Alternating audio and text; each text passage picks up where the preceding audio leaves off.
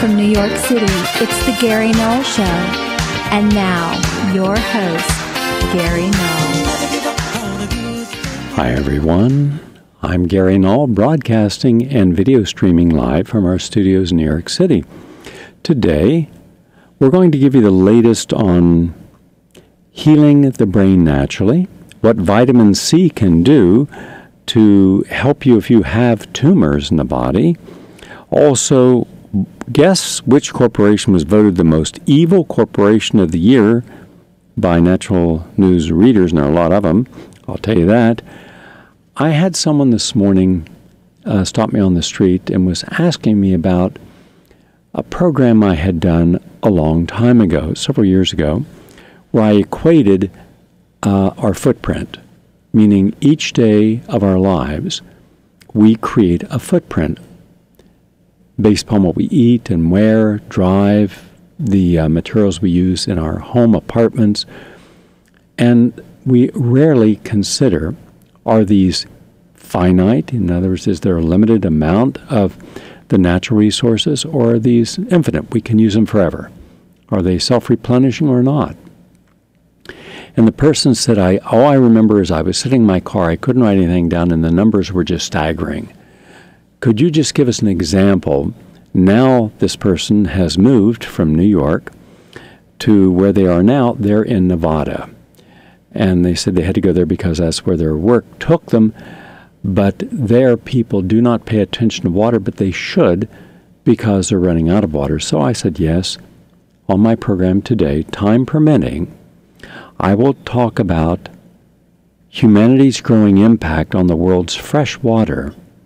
Not for something far off in the future, but absolutely right now, as we're speaking today, and what we can expect in the next 3 years. But it's more than anything, it's a positive message to show you that you can lower the consumption of water producing and save water by making some simple adjustments in your life. I'll be sharing information from Post Carbon Institute and Sandra Postal on that. I will also today, if time permits, share the 12 tipping points in our environment and why it's important that we understand that. But today I'm going to begin our program in reverse order. Normally it's health and healing, nutrition, and then the environment. Then we go to our guests and social issues. But my guest has to go on a trip, in fact, is going to go right after his interview. And so I wanted Dr. Michael Hudson to be first on so he can share his thoughts and not miss his plane. We're going to talk about something the average American knows is happening but doesn't know why it's important for them to understand this. Professor Michael Hudson is one of our nation's leading progressive minds. He specializes in economics, Wall Street financial analysis.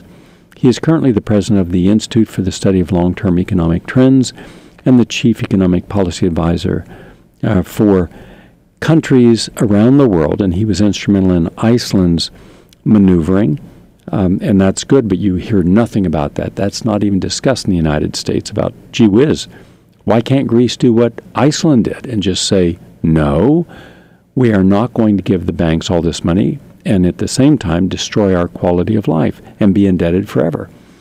So behind the scenes around the world, you'll find Michael Hudson providing people with a more humanistic way of dealing with their crisis. He is also the author of Global Fracture, the New International Economic Order. Following Michael Hudson today will be a Washington and New York insider.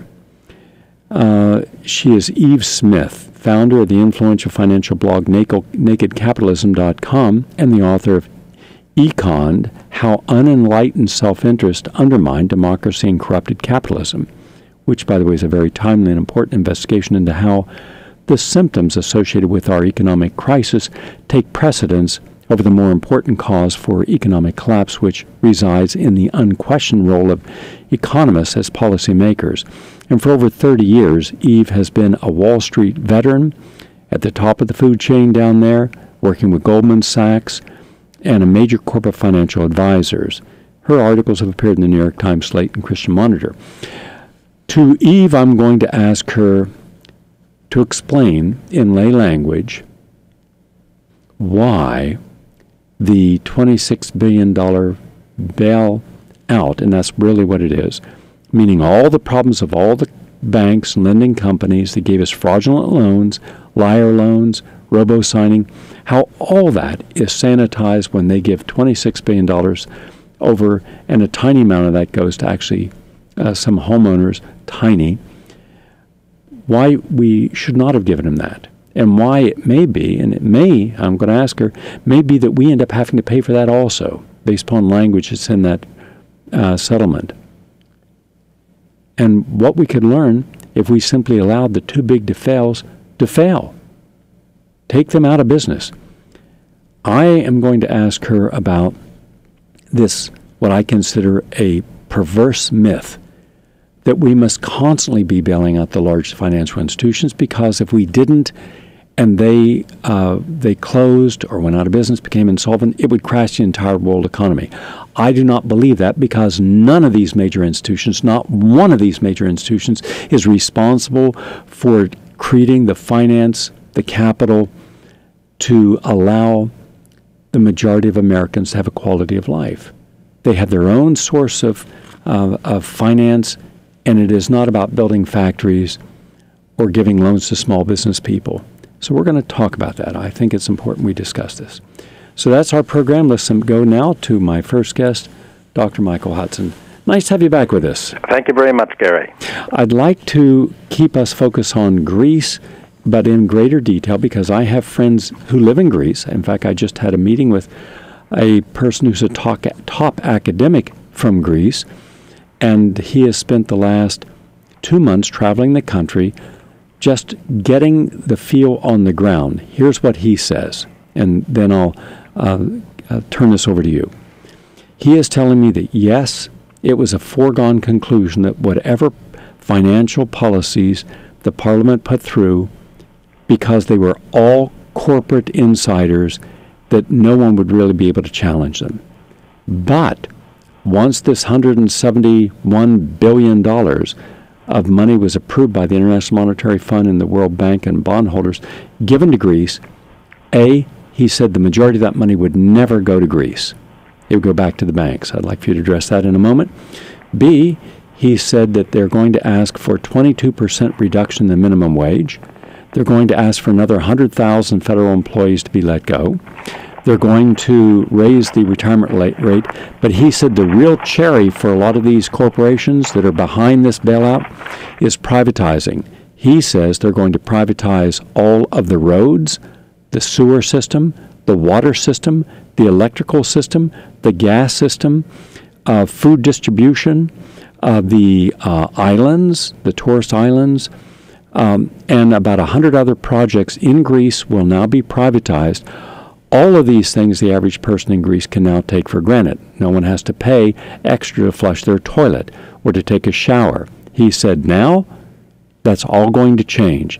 He said so there is no opportunity for the Greeks to reboot their economy if they have this enormous burden, even though it's going to go from 171% of their gross domestic product to 121, but that's in 10 years. He said this is one of the biggest thefts in history. He said, however, and this is my final point. He says, Gary, the unions are everywhere demanding that this government has to go, and it'll either go peacefully or by violence.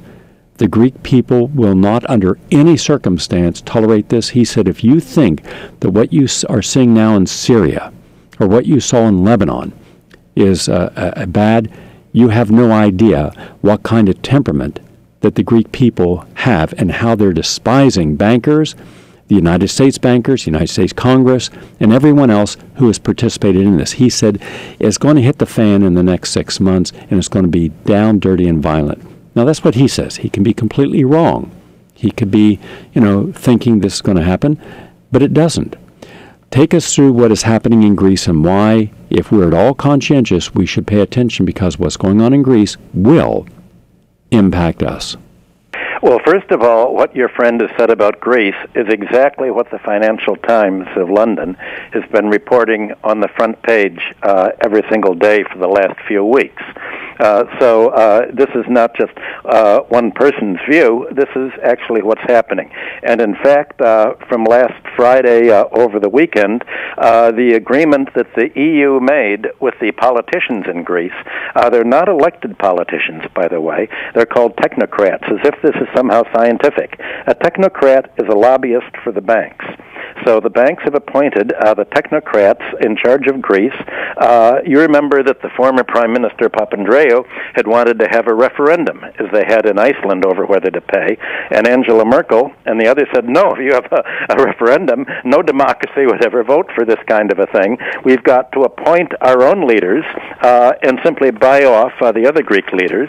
The European Union is taking even more of a pro-bank position than the IMF, which is unheard of in history, and has insisted that whatever money they give is given not to the Greek government at all, but to the European Central Bank to dispose of and pay the bondholders. So the bailout of Greece is really a payment of credit by the European Central Bank to the bondholders of the Greek bonds to pay for the debts that are run up ever since the Colonel's military regime, the debts that are run up by untaxing wealth, by not taxing real estate, by not taxing the ship owners, by not taxing the wealthy. So I think you can look at Greece as a dress rehearsal for what's happening in the United States. And it's a dress rehearsal for an experiment to say, how much can we reduce wages without the population fighting back? Well, actually, the Greek population, as your friend says, is fighting back, and they're demonstrating in the streets to say, look, you can buy off the government policy leaders, the ruling party, the socialists. In Europe, socialist means ultra-right-wing of the political spectrum, not left-wing as here. You can buy off the socialists, and they now have only an 8% approval rating, but we're demonstrating so that you can know that when we do elect our own parties, not the coalition politicians you're dealing with, but our parties, the first thing we're going to do is repudiate the debt and deprivatize everything. Well, over the weekend, the Germans and the Europeans said, wait a minute, I can see that we can't trust Greece. Greece will have to promise in advance exactly what it's going to privatize. And as your friend said, they want the water and sewer systems, they want the oil rights off the islands, they want the tourist sites, they want everything in the public domain. And what this means is that finance today is achieving what 1,000 years ago the military conquest of Europe, the Viking invasions, the Norman invasion of England, and the European colonization of Latin America achieved by force. In the past, you needed an army to grab all of these public assets. But today they're trying to do it without an army, simply by finance, and in fact, almost all of the net Greek debt that is being bailed out has been used to buy German submarines, French arms, and the military. So many of the Greeks I know say, okay, give them back the military armaments. Greece is one of the most heavily militarized countries in the world, ever since the colonels, to keep the military backing the democracy. All they have to do is give back the arms that they've bought, and the budget will be in balance. But instead, they're using the debt crisis for the same thing that Mr. Obama is using the debt crisis here in the United States. They're saying, because we've untaxed the rich people, you have to raise taxes on labor, and you have to lower the wages. So both the Greeks and the American government want to lower wage levels and living standards here by about 30%. What they don't know is whether there's going to be as much of a response here as there is in Greece. You've seen the Occupy Wall Street movement arise by saying the system is unfair. We're not going to take it. But are they willing to fight to the extent that they fought in Greece, much like Arab Spring and much like Syria and the other countries? And the answer is you don't know how much you can push down a population until they begin to fight back. and that's the experiment in Greece. It was the experiment in Iceland, and it's going to be the experiment in the United States after this year's November elections. Two more quick questions. Last weekend, you had one of the largest demonstrations in Spain's history, with a massive amount of people going to the streets. It wasn't covered at all in the United States media. And Spain is a much larger economy than Greece, has very high unemployment levels, great numbers when it comes to home foreclosures. They're insolvent as a country, and yet they're also being told if you want more money, you have to go through additional austerity.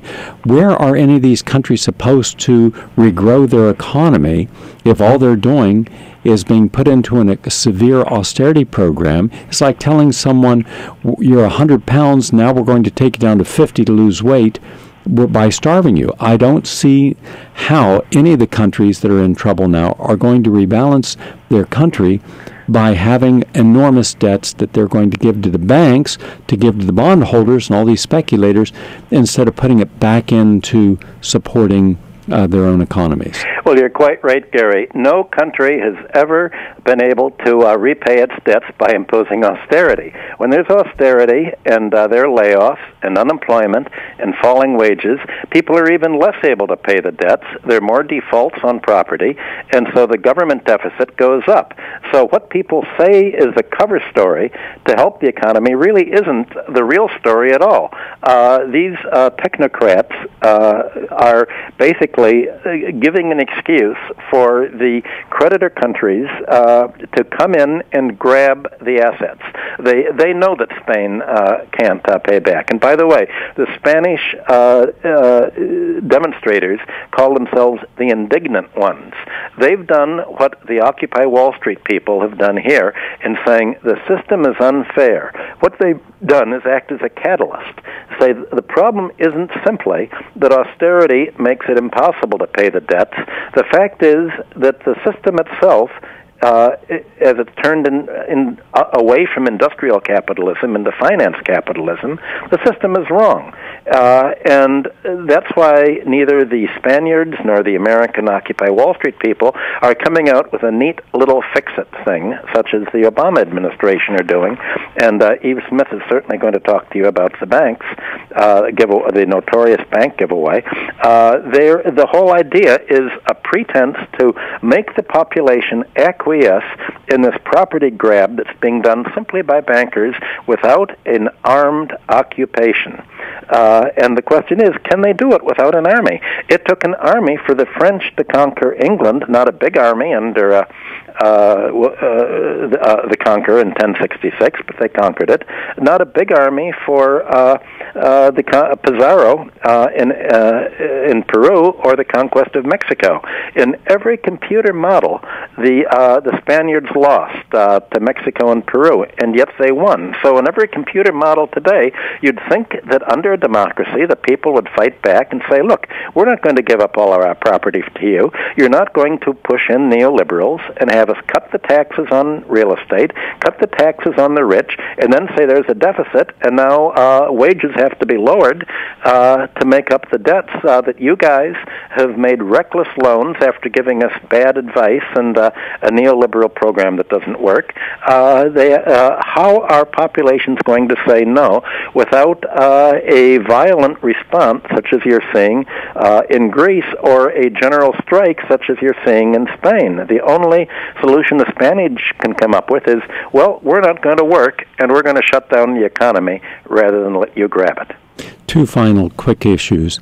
Are you aware that today Obama is proposing to sign legislation that would drop all corporate income tax to 24% from 35%? I didn't. I thought that that had to be passed by Congress before that happened. It is, but it's the proposal.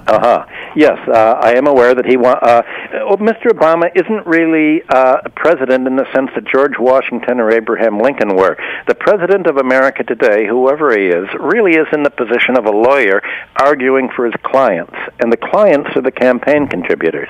And Mr. Obama's main campaign contributors are Wall Street, and he's in the position of a lawyer trying to convince convince the jury, in this case the voters, that what he's doing really is fair instead of a ripoff. And it's the American way that even a criminal class or a criminogenic financial class has the right to have their own lawyer. That's how the courts work. And Mr. Obama is basically the lawyer for the Wall Street people in trying to get this kind of a ripoff. The idea, Mr. Obama's intention is to run the U.S.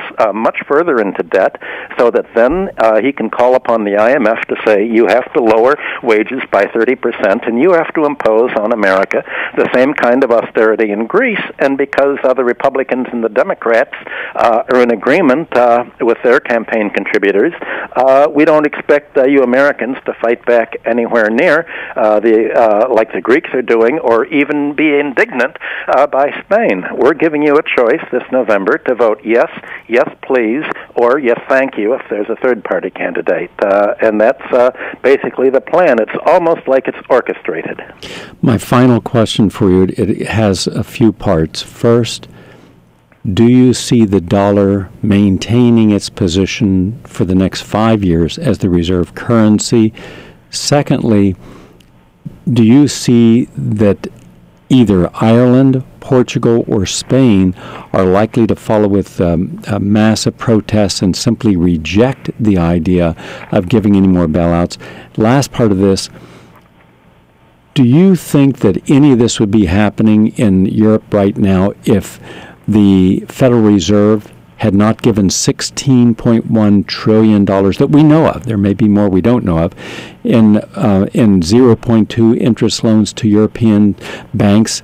In fact, many of them who are playing in this area, plus Wall Street firms that are playing with derivatives and credit default swaps, if they weren't guaranteed that they have a backstop, because my sources are telling me that if no matter what happens, the Federal Reserve is going to bail out the European Central Bank, or it could bail out itself by printing money, much like the Federal Reserve.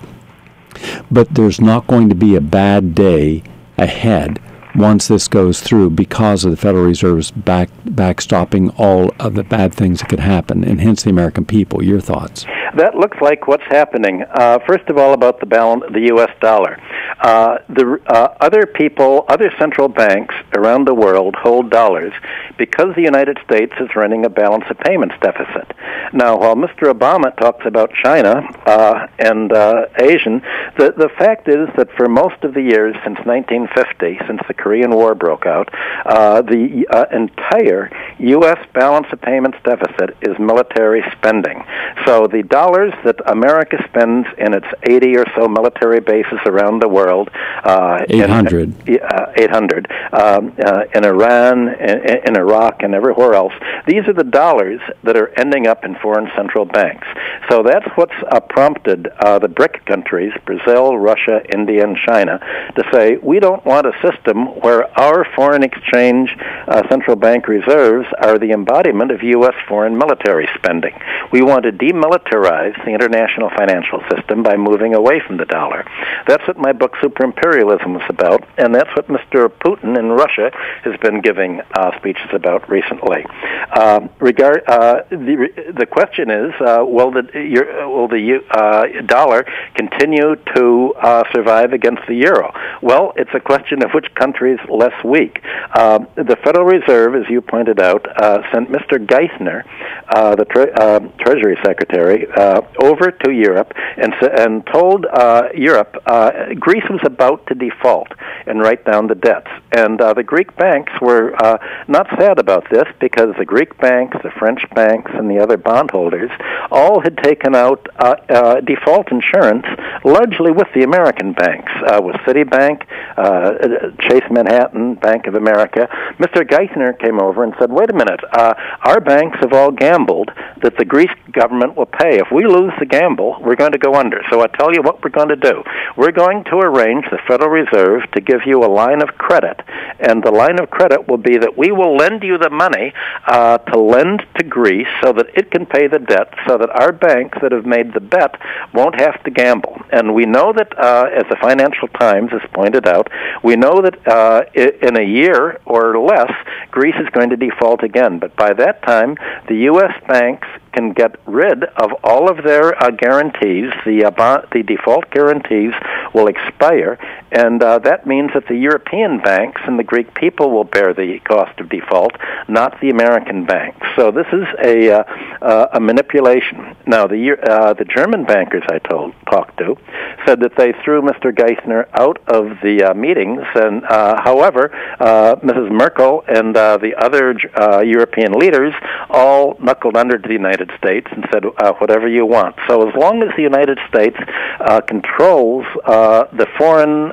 political leaders, the dollar is going to remain the world currency, because the threat is, well, if you don't support the dollar, we will put all of our American money and our National Institute for Democracy and all that. We'll back other leaders besides you, and we'll get rid of you. So there's a fear of American covert operations away from all of this. And basically, you can look at what's happening as a maneuverability over who is going to take the loss from the bad debts. Will it be the American banks that have bet against default, or will it be the European banks, or will it be the European taxpayers and workers? Okay, I appreciate you taking your time this morning before your trip to share these insights with us. Thanks a lot, Michael Hudson. Thank you very much, Gary. Super Imperialism and Global Fracture, the two books.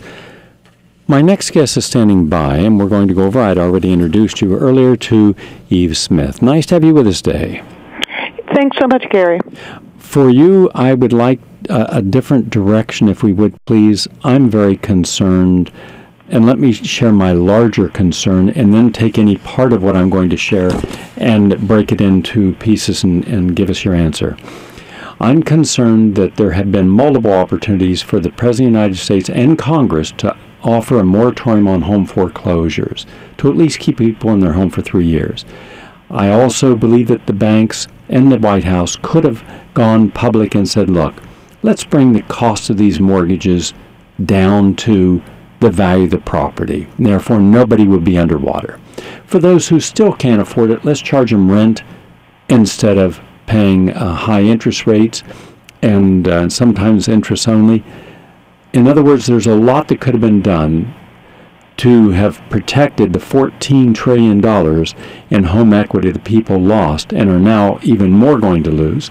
But instead, at every turn, the Congress, the White House has continued to side exclusively with the needs and desires of the Wall Street banks and other banks. And then the final tipping was when, for a $26 billion tab, a group of banks, and that's a small amount per bank, could get free of any liability. And yet the crimes they committed were massive. One of the largest massive crimes in American history, corporate crime. And I'm wondering, why didn't the government go ahead and just say, no, let's find out what's really behind all of this and hold these people accountable? You and I would be held accountable for minor indiscretions. Why are they allowed to commit such massive amounts of crime?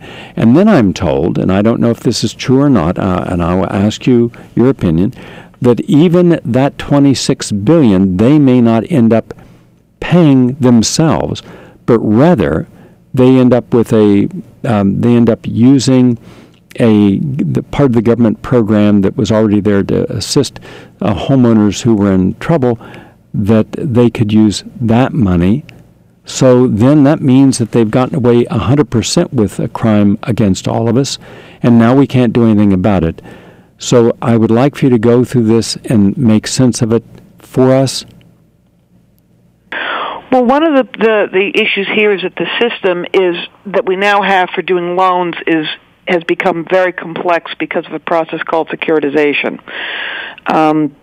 And that has somewhat restricted the options that the government could take even in a best-case scenario. I'm not saying that as an excuse. I'm saying that this is one of the reasons why there aren't the kind of Gordian knot solution we'd like to think that there are. I mean, one of the best things that the administration could have done would have been to pass something called bankruptcy cram-downs, to push that kind of initiative.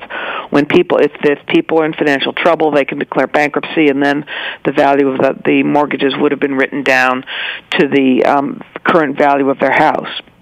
That would have created a lot of bargaining leverage for borrowers, and I think we would have seen the banks being forced to negotiate a lot of these loans when they're not.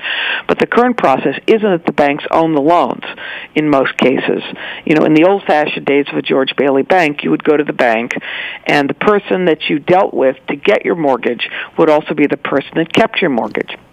That's not true in the overwhelming majority of cases.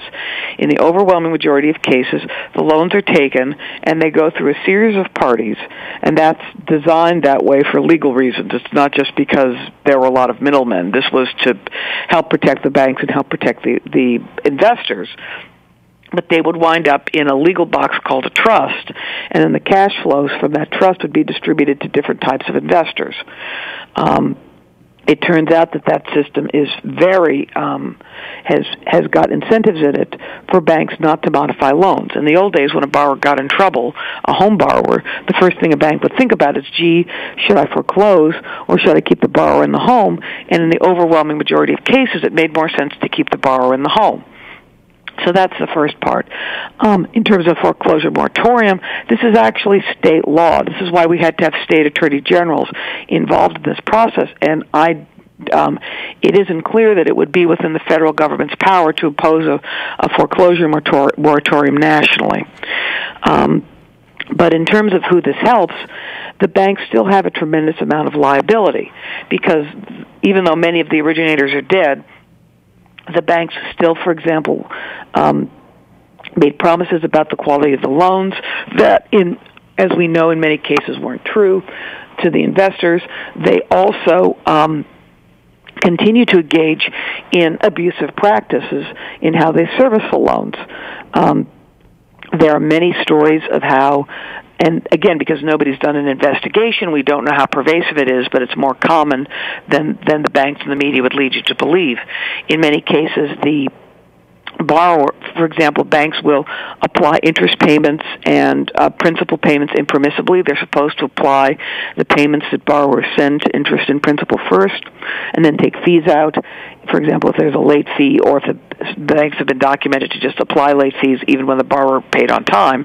But what happens is they'll apply the late fee first, which makes the payment short, and then creates future late payments. So the way the loans are serviced are close to a scam, and that ultimately hurts. And there are games they're playing that hurt the investors as well. It's not as if they're abusing the borrowers; they're also abusing the investors. To your point about the settlement being a release of all liability, it isn't a release of all liability, but it's a release of the liability that is easiest for the state attorneys general and the federal government to prove that the banks have been forging documents and creating phony documents in foreclosures, and getting that, if anybody were to prosecute that seriously, they'd be able to find out a lot of other things that the banks have been done that would then lead to additional types of litigation. In theory, the states and the federal government can pursue the banks, for example, for criminal liability. But as we've seen, both the head of the enforcement for the Securities and Exchange Commission and people at the DOJ say, oh, it's so hard to prosecute people criminally. Oh, it's really too difficult. Which, of course, implies that they're not going to do that. It's pretty clear they have no will to do that, except for low-level people. They're perfectly happy to go after low-level people because it makes it look like they're being tough, but they're really not willing to go after anybody very senior, because that would indict the integrity of the entire system.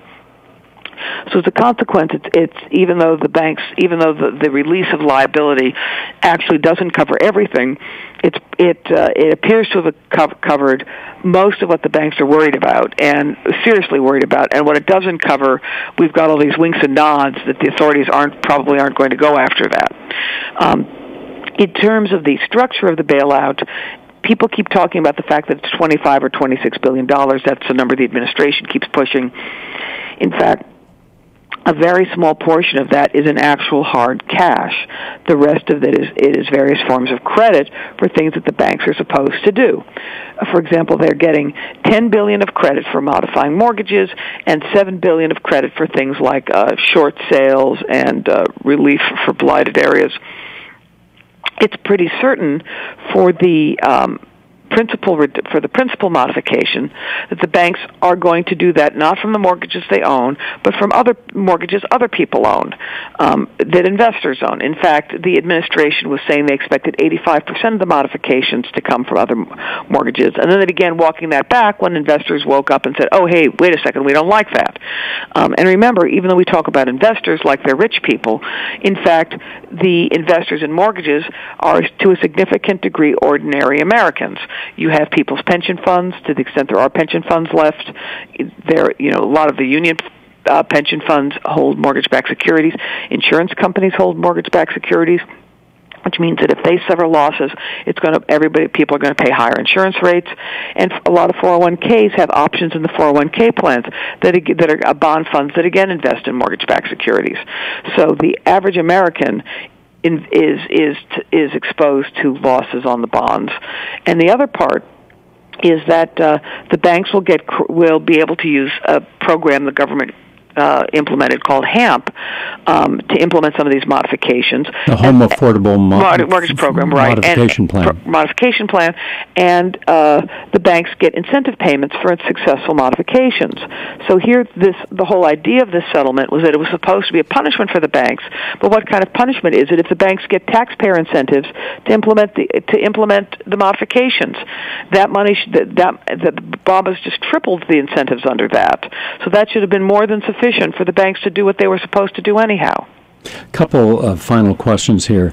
I'm concerned where Lloyd Blankfein, what's his name? Fine.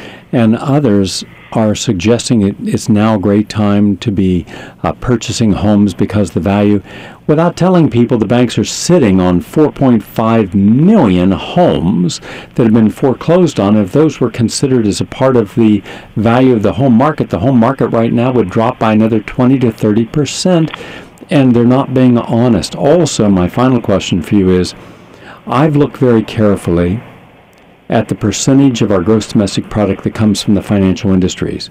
Then I did an analysis of where the money from the financial industry comes from. How do they actually make their money? And I did a series of spreadsheets.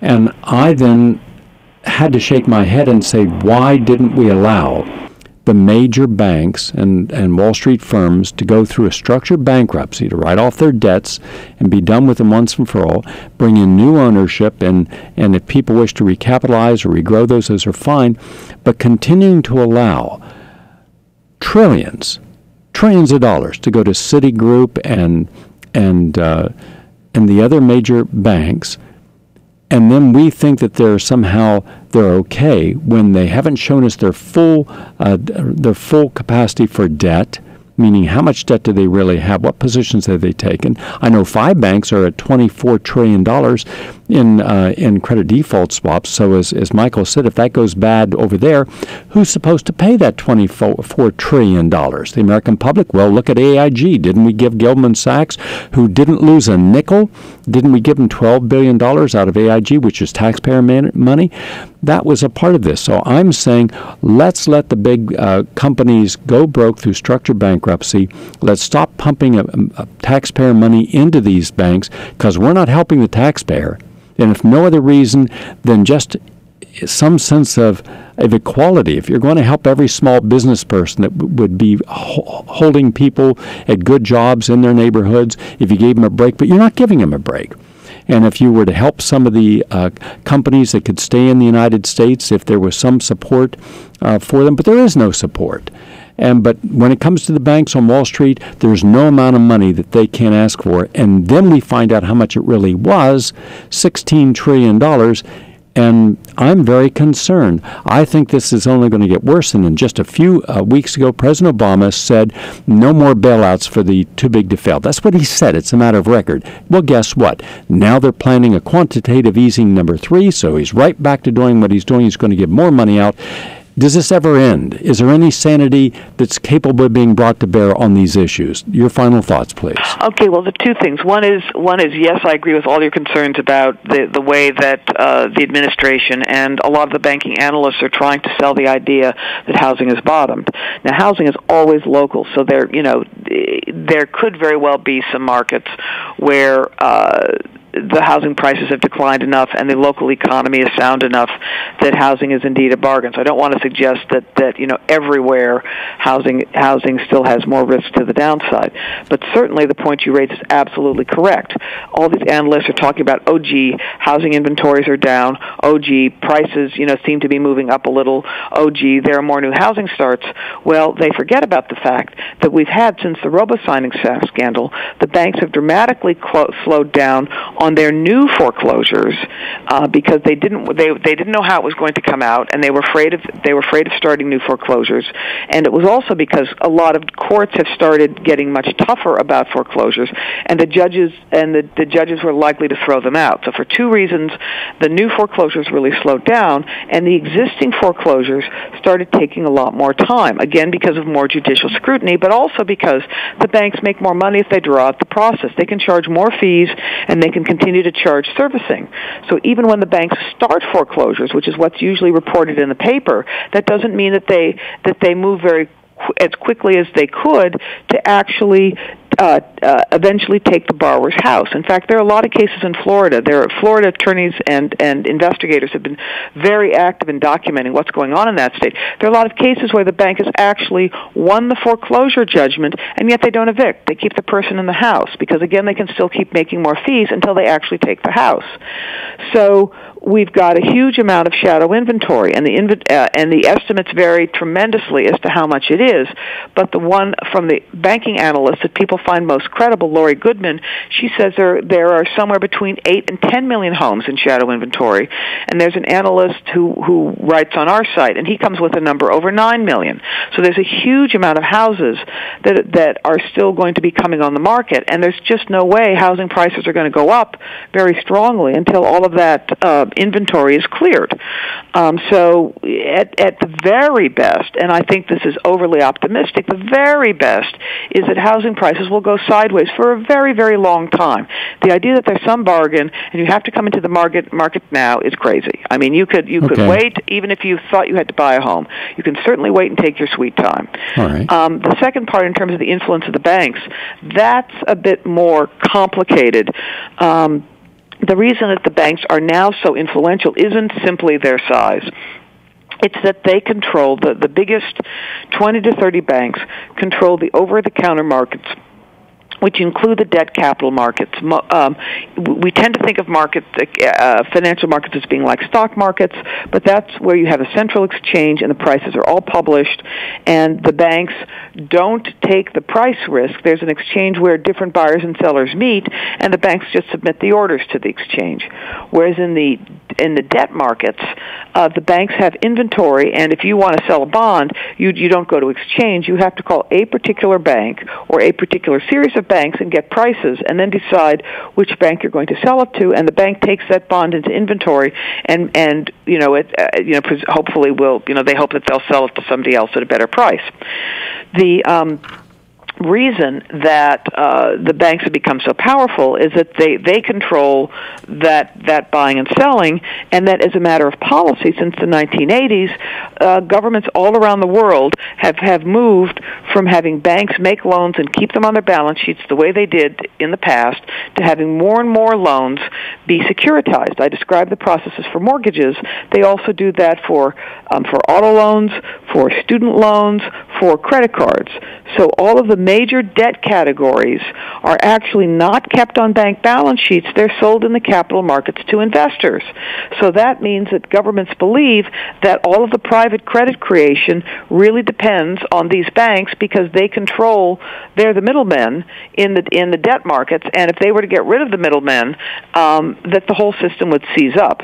And to some extent, that actually isn't untrue. That if you were to go and shoot the 15 biggest banks in the head, you'd have actually a problem, because if you were to have any kind of, and this is why I've been very critical of the Dodd-Frank Resolution Authority, that if you liquidate a bank, like you see what's happening now with MF Global, they were a trading operation, and these banks are all now substantially trading operations, that there's a point where you have to stop the music and decide what everybody's position is worth and then settle up, and that takes time. And no investor wants to be in the position of having their positions frozen. So if they think some bank is going to be resolved, they'll take their money and run, which will cause a crash in all the prices of the assets that the banks are trading. That's what the authorities are afraid will happen. Now, that doesn't mean that the banks should be dealt with as kindly as they were dealt with. The idea that because the banks, basically have a gun to the economy's head doesn't mean that we shouldn't try to disarm the bankers. And one of the things you pointed to is credit default swaps. One of the things that it's a very destructive product. It's basically unregulated insurance, and the way the product is set up, everybody's paying not enough for the insurance. And when you have a type of insurance which is where the premiums, the insurance payments are too low, what you're going to have is that all the insurers will go bankrupt over time. That's what we saw with AIG. That's what we saw with the monoline insurers. Anybody who is a writer of credit default swap insurance over time is going to go bust. It may not happen immediately, but they're writing insurance premiums when they're not collecting enough to make good on the insurance promises. So the first thing that should have been done, there were steps that could have been done to make the banks less influential. One of them would have been to have been much tougher with them in the bailouts, to have done what they did in Sweden when they resolve their banks, which is to fire management and fire the boards. This idea that these managers are so special and valuable is just crazy. You see how they get up in front of Congress and they know nothing. These senior managers of these banks do not know the mechanics of what's happening deep in the bowels of the organization. There are plenty of ex-senior bankers in the industry. The senior people at these banks are not irreplaceable. And being tough with them and forcing them to be, and forcing them to make their balance sheet stronger before they paid bonuses, which would have forced pay down in the industry, would have made a huge difference. The second thing would have been to, over time, get rid of credit default swaps. You can't get rid of them quickly because they're all bound up in the positions of banks and the positions of investors, but you could have strangled them over time. That's a big reason why the banks are so interconnected, and getting rid of credit default swaps would have done a tremendous amount to make the system safer. We're out of time for this segment. I appreciate your insight. I would offer that the credit default swap should be gotten rid of because it's a insurance that if it hasn't actualized on either side, then it's like someone coming in the room saying this crap game is over. And people take the money they have and put it in their pocket and walk away. I feel that we should reinstate the Glass-Steagall Act. I feel that we should not allow these people to do business the way they've been doing business, but they're going to continue to do that because they control the system, and that's unfortunate. Thank you very much, Eve Smith, for your insights. Thank you. And Eve Smith is the author of some very important work, including Econned, E-C-O-N-N-E-D, How Unenlightened Self-Interest Undermined Democracy and Corrupted Capitalism. I'm Gary Null, back in a moment with Health and Nutrition. Please stay with us.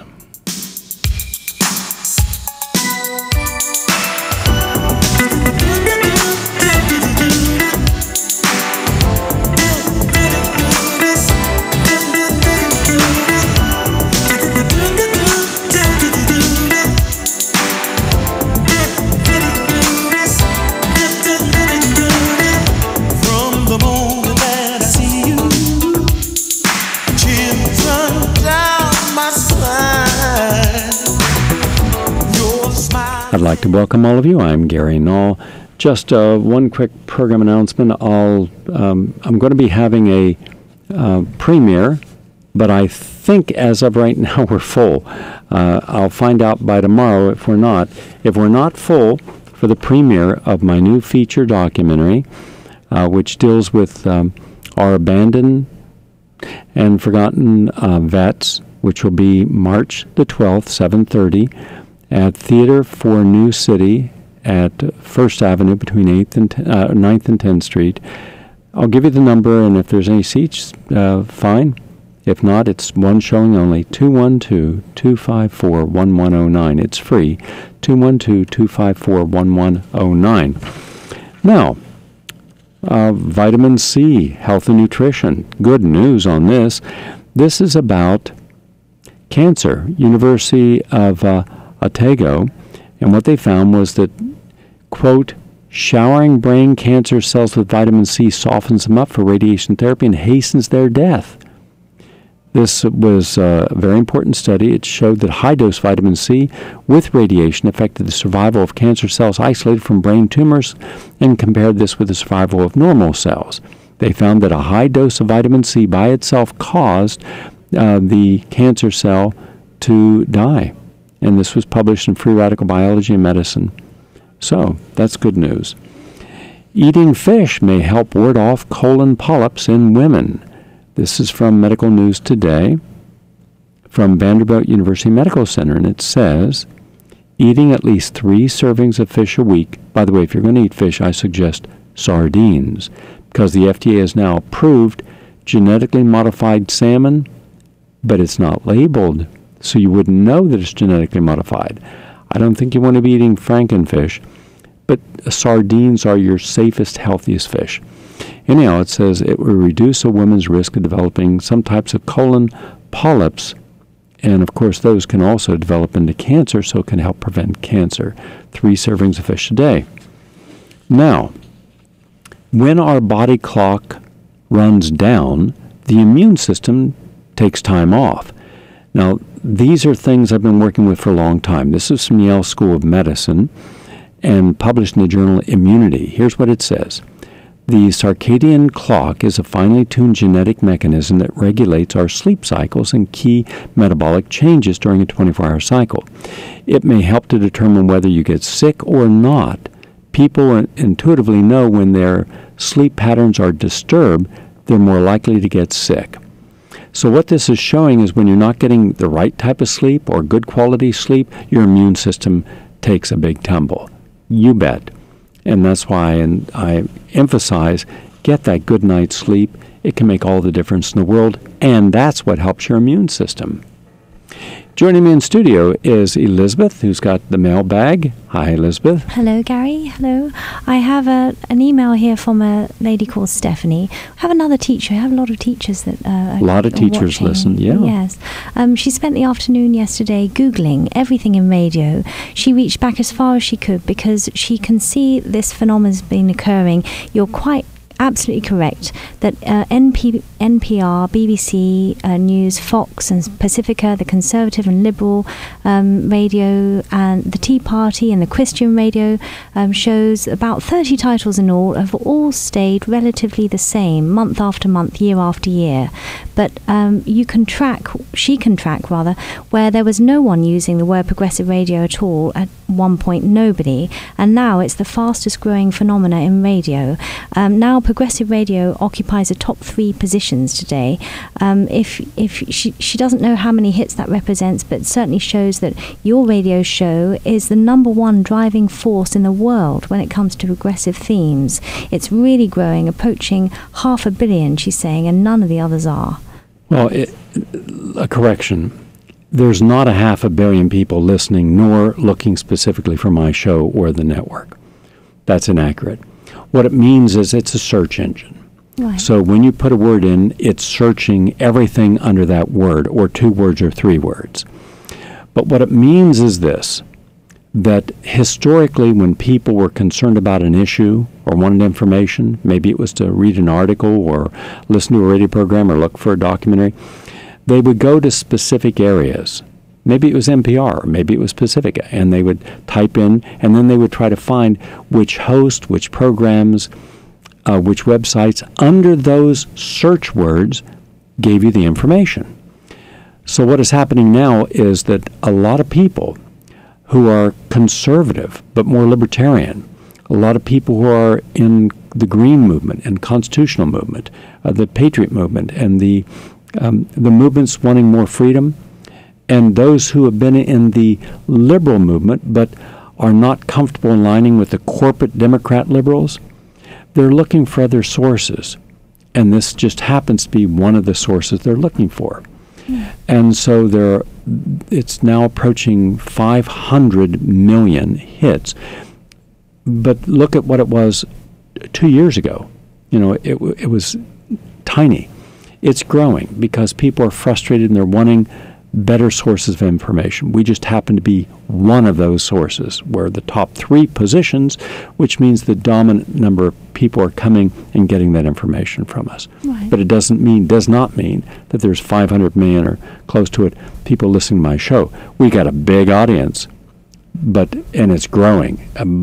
We see it actual numbers on Google Analytical for our program every day. It's just growing by the thousands and thousands per day, every day.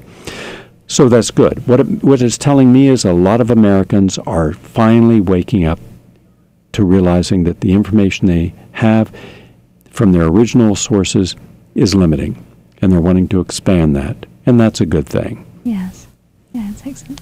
Okay, thank you very much. And someone from the audience was at a Motown anniversary. This took place about 6 to 7 years ago in South Beach, and they could see that down at the very front there were the VIPs sitting there watching this wonderful concert, and there you were sitting with a very tall person.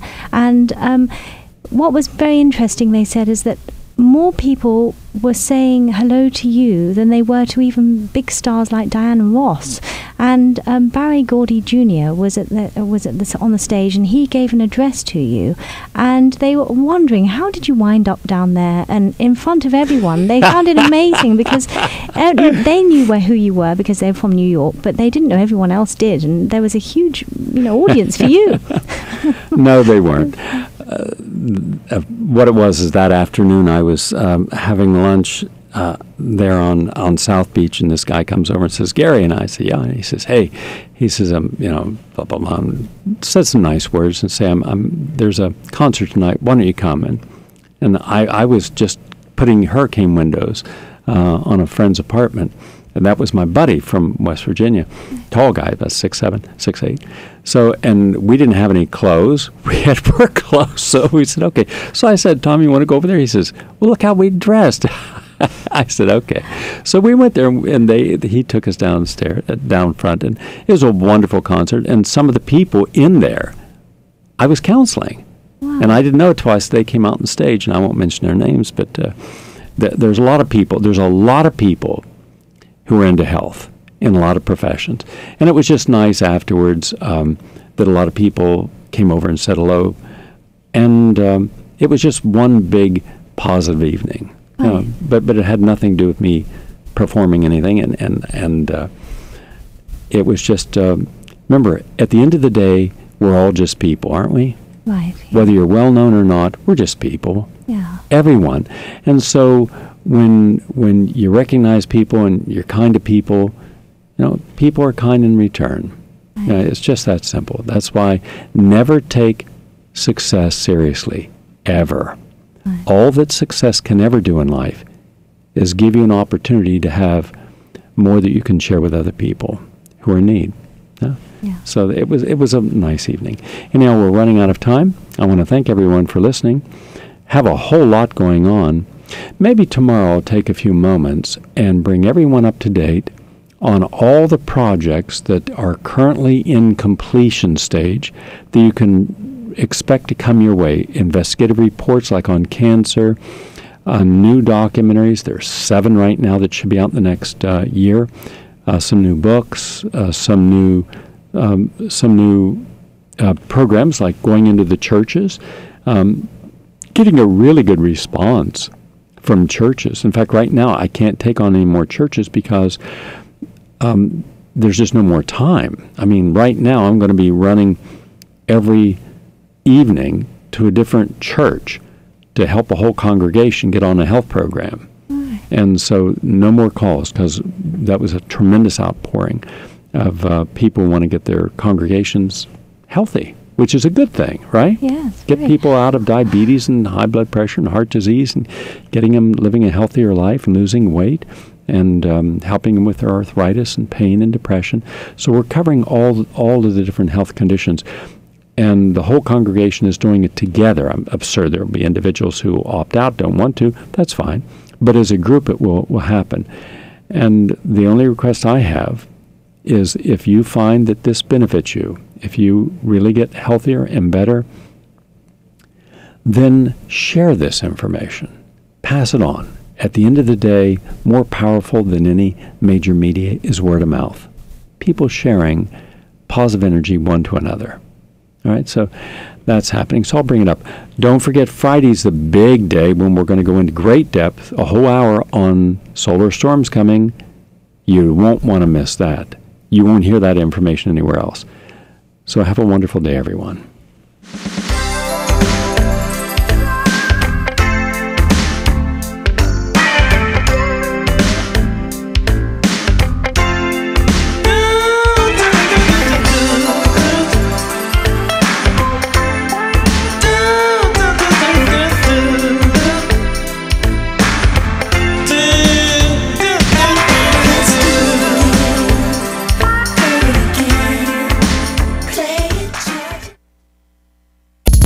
Listening to PRN.FM, the Progressive Radio Network.